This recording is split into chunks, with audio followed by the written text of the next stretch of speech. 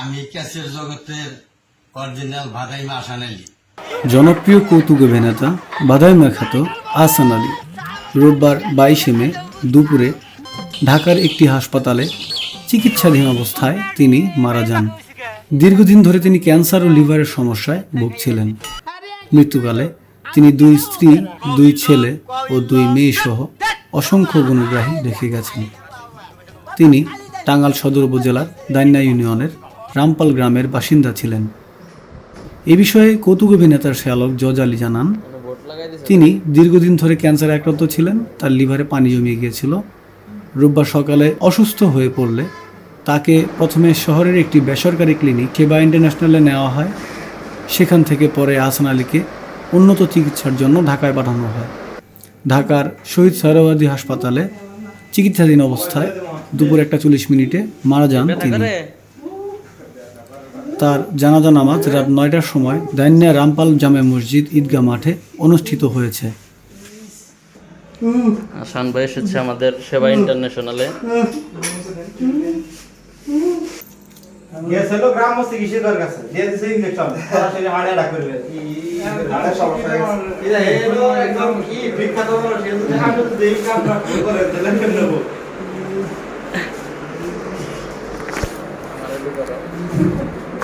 ধরো একবার নাম না কই পেটাতে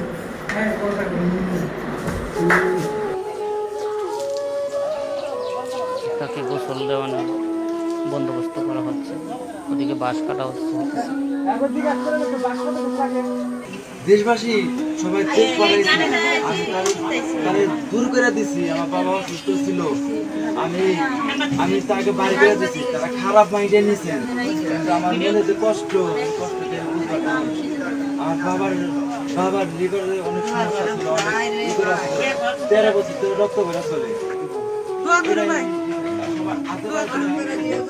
তুমি আল্লাহর রাস্তে খাল দিলে মাফ করে দিও আমারে।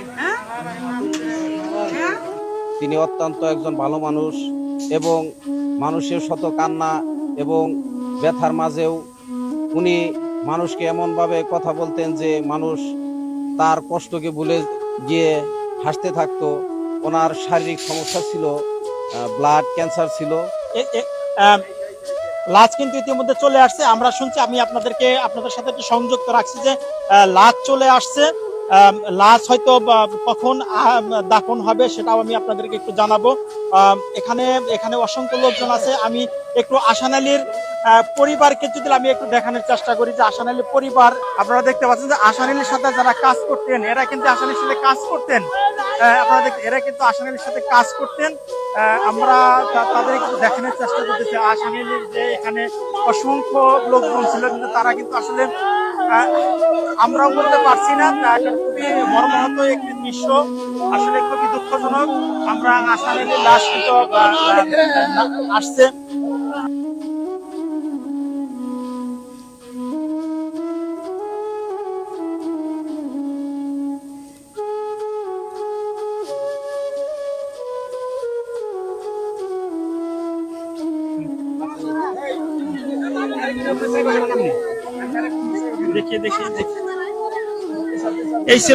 এই ছিল আমাদের সেই শ্রদ্ধার পাত্র, সেই আহসান আলী ভাই। আমরা তার রুহের মাগফিরাত কামনা করি। আমি আপনাদেরকে আসলে আরেকটু দেখানোর চেষ্টা করতেছি।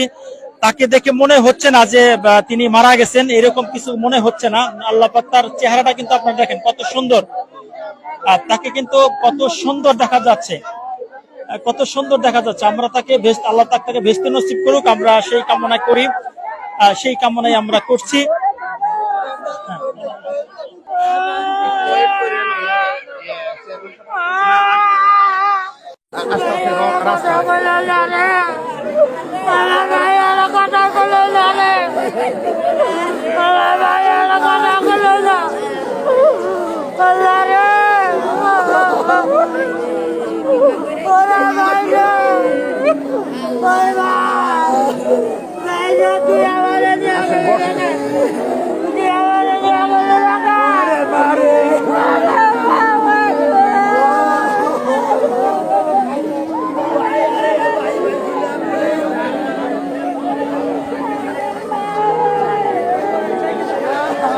এই যে আহসান আলী ভাই আসলে তিনি তো মানুষকে অনেক হাসাতেন, মানুষকে বিনোদন দিয়ে রাখতেন, আসলে ব্যক্তি হিসাবে কেমন লোক ছিলেন তিনি? খুব ভালো লোক ছিল, অনেক ভালো লোক ছিল। তার যে কোনো দেশে গেছে তার একটা নাম ছিল, আর যে কোনো অনুষ্ঠানে করছে মানুষ ওর প্রতি খুব আকর্ষণ ছিল।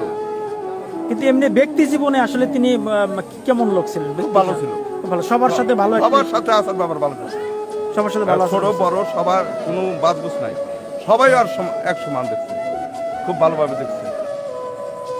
আসলে ফাতেমা সম্পর্কে বলার আর কিছু নেই, যেটুকুন বলার উনি এগুলিতে আসছিলেন আবার চলে গেলেন। ওনার জন্য একটু দোয়া করবেন।